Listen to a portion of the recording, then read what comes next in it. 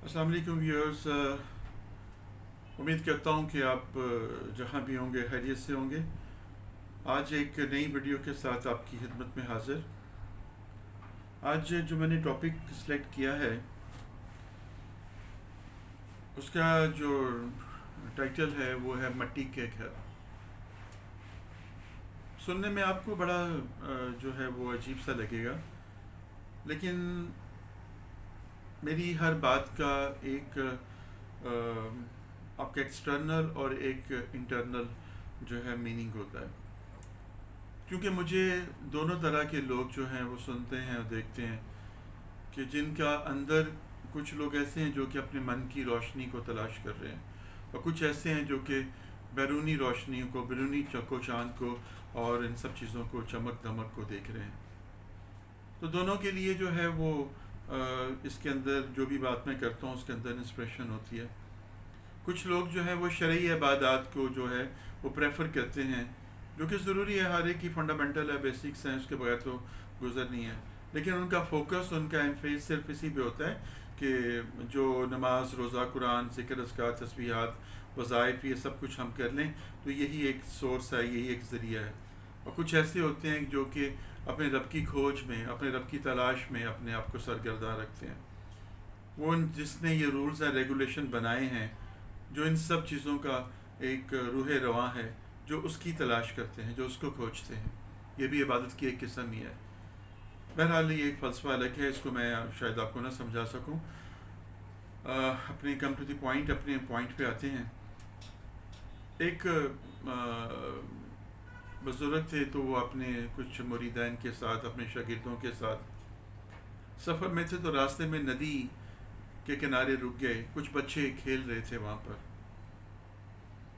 और मट्टी के घरौंदे बना रहे थे, छोटे छोटे घर बना रहे थे। हम में से सभी जो है रेत के घरौंदे, मट्टी के घर बनाने के एक्सपीरियंस हमें बचपन के हैं कि रेत के घर बनाना और फिर उसको अपने सारा इसको गिरा देना, सारा इस तरह की सारी चीज़ें हमने बचपन में की हुई हैं। जिन्होंने नहीं की उन्होंने फिल्मों में, ड्रामों में देखी होंगी।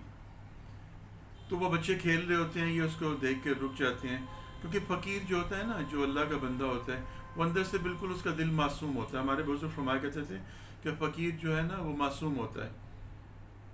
तो बच्चे भी मासूम होते हैं, तो उनका दिल उसकी तरफ माइल हो जाता है। तो वहाँ पर वो रुक गए और उनको देखना शुरू कर दिया और मुस्कुराते रहे, देखते रहे। उन्हें देखा गया कि सब बच्चे अपने अपने घर बनाने में मसरूफ़ हैं, और एक बच्चे का पाँव दूसरे बच्चे के घर के ऊपर लगता है, उसका घर गिर जाता है, वो दोनों लड़ पड़ते हैं आपस में। और वो उससे कहता है कि बस आज के बाद तुम्हारी मेरी दोस्ती ख़त्म, तूने मेरा घर गिरा दिया, मेरा घर तोड़ दिया। ये सुन रहे होते हैं उसकी बातों को। कुछ देर गुजरती है और तो अब शाम का वक्त होने को हो रहा होता है, तो उनकी जो बच्चों की जो माएँ हैं वो आती हैं, वो कपड़े धोने के लिए नदी पे। गांव देहात में पहले ये कंसेप्ट होता था, आपका मुझे इल्म नहीं है, कि वहाँ पर जो ख़वातीन थी वो अपने घर के कपड़े लेकर तो नहर के, नदी के किनारे जाकर वहाँ पर उनको धोती थी, फिर वहीं पे फैला देती थी।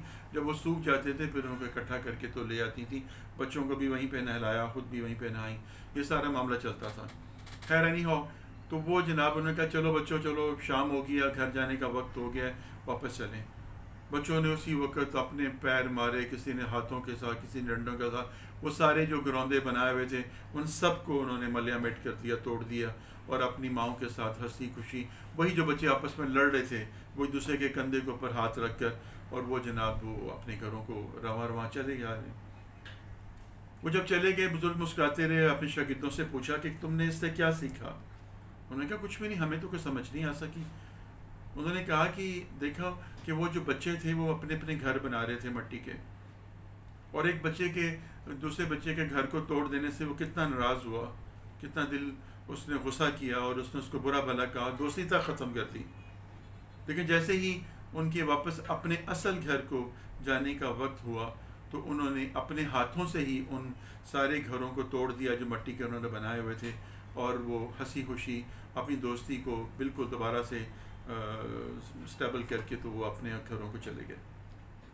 यही हाल इंसान का है। इंसान जो है वो अपना असल भूला हुआ है, अपना असल घर भूला हुआ है। ये मट्टी का घर है, ये जिस्म जो है ये मट्टी का है, जो उसकी रूह का घर है وہ اصل گھر اس کا اوپر ارواح کے اندر، عالم ارواح کے اندر ہے. وہ روز یہاں سے نکلتی ہے اور اپنے رب کے پاس پہنچتی ہے، پھر وہاں سے پھر رب کے حکم سے واپس آ جاتی ہے. یہ گھر جو ہے یہ وہ والا گھر ہے. ہم دنیا کی زندگی کے اندر اپنے گھر بناتے ہیں، خواہشات کا گھر، حسرتوں کا گھر، امیدوں کا گھر، تمناؤں کا گھر، آسوں کا گھر، دن دولت کا گھر. یہ سارے گھر ہم اپنے ہاتھوں سے دھوکے کا سامان اکٹھا کرتے ہیں. قرآن میں اللہ فرماتے ہیں دنیا کی زندگی ایک دھوکے کا سامان ہے، دھوکہ ہے، یہ لاہ و لعب ہے، کھیل تماشا ہے. تو کھیل تماشے کے اندر ہم اتنے الجھ کے ہوئے ہیں کہ ہمیں اپنے اصل گھر کی فکر بھول گئی ہوئی ہے. ہم اپنے اصل گھر کو بالکل فراموش کر چکے ہوئے ہیں. ہمیں یہاں پر یہی لگا رہتا ہے کہ میں اپنا گھر بنا لوں، اینٹوں کا، بجری کا، ریت کا، ٹائلوں کا، اور بہت بڑا گھر بنا کر اس کے اندر جو ہے میں بود و باش اختیار کروں، میرا گھر اس سے بڑھ کر ہو جائے، مجھے کوئی نقصان نہ پہنچائے. اس نے مجھے نقصان پہنچا دیا تو آپ اس کے گلے پڑ گئے، اس نے نقصان پہنچا دیا اس کے گلے پڑ گئے. اس سے آگے نکلنے کی ہوس، اس سے زیادہ دولت کمانے کی ہوس. ساری زندگی ہماری اسی دھوکے کے سامان کے اندر گزر جاتی ہے، اور جب موت سر پہ آ کھڑی ہوتی ہے تو پھر ہمیں کچھ بھی پتہ نہیں چلتا کہ ہمارے پاس کیا ہے کیا نہیں. یا کچھ ایسے ہیں جن کی آنکھ کھل جاتی ہے، جن کو دنیا کی زندگی کے اندر ہی اپنا اصل گھر نظر آنا شروع ہو جاتا ہے، تو اس کی تیاری میں مشغول ہو جاتے ہیں. یہ وہی لوگ ہیں جو کہ اپنی دن دولت کو، اپنے روپے پیسے کو، اپنے آرام کو، اپنے سکھ کو دوسروں کے اوپر لگا دیتے ہیں. ہم میں سے کتنے ہیں جنہوں نے اپنی زندگی کے اوپر غور کیا ہے؟ 24/7 ہم جو ہے 24 گھنٹے ایک دن کے اندر ہوتے ہیں، اور ہم پورا ویک کا ایک انالیسس کریں اگر آپ، تو 24 گھنٹوں کے اندر ہم میں سے کتنے ہیں جنہوں نے صبح سورج کو چڑھتے ہوئے اس کی کرنوں کو محسوس کیا؟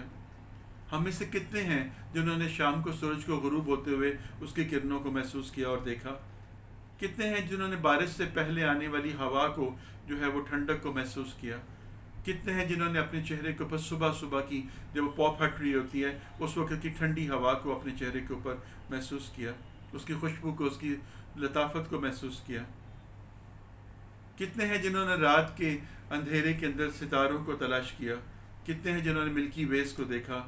کتنے ہیں جنہوں نے ان ستاروں کے جھرمٹ کے اندر سے کچھ تلاش کرنے کی کوشش کی؟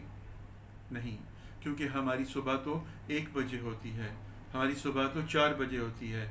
ہمارا دن بھی، سورج بھی ہماری سوئے میں گزر جاتا ہے، اور ہمارا سورج غروب بھی ہمارے مصروفیت میں ہو جاتا ہے. ہم بند کمروں کے اندر اس طرح سے بند ہو چکے ہوئے ہیں کہ ہماری سوچ، ہمارے دل، ہماری ویژن سب کچھ بند ہوگی ہوئی ہے.